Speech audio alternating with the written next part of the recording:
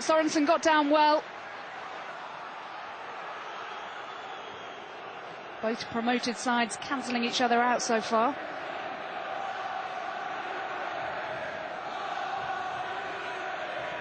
Seven minutes remaining.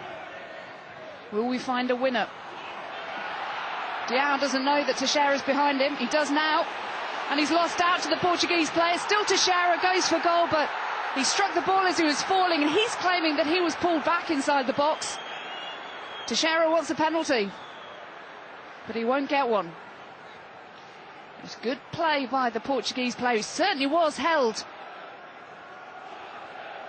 Tony Mowbray refusing to bow to pressure from media pundits, suggesting he plays too much football. Here's Cresswell. He has Tong with him.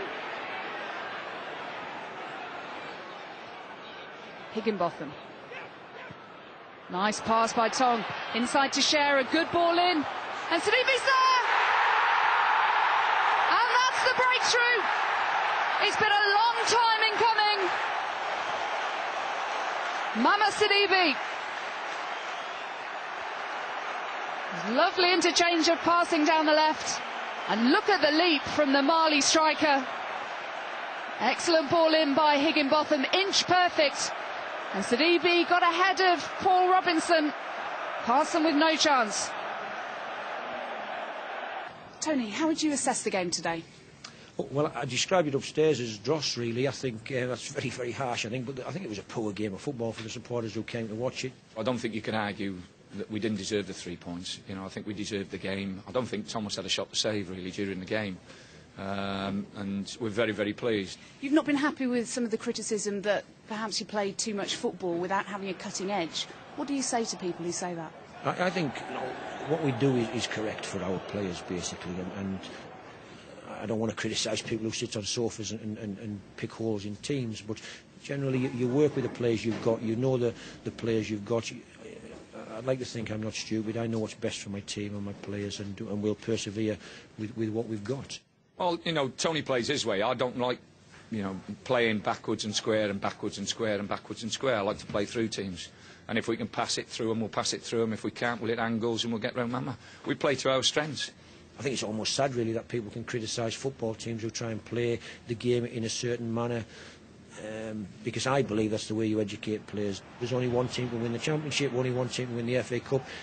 It ain't going to be West Bromwich Albion, so we've got a responsibility to develop footballers, make them better every day, work at the basics that are going to potentially get them to go and play in the top teams.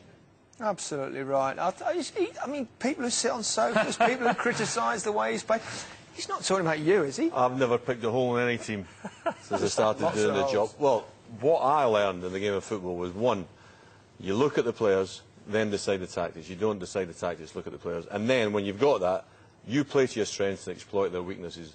And if your strengths ain't playing at a bit of the back, because to play that way in the Premiership, you've got to be exceptionally good. And I don't think they're good enough to play that way.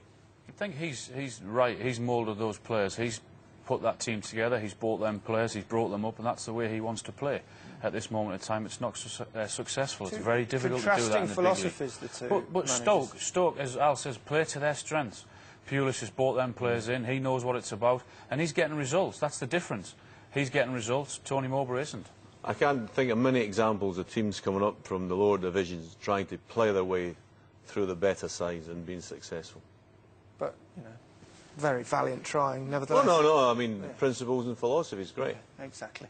Gentlemen, thanks very much indeed. Before we leave you, let's take a look at the Barclays Premier League table.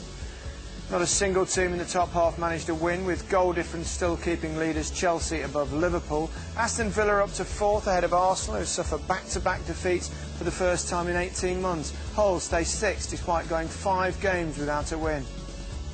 Bottom side West Brom have taken just 1 point from their last 7 games.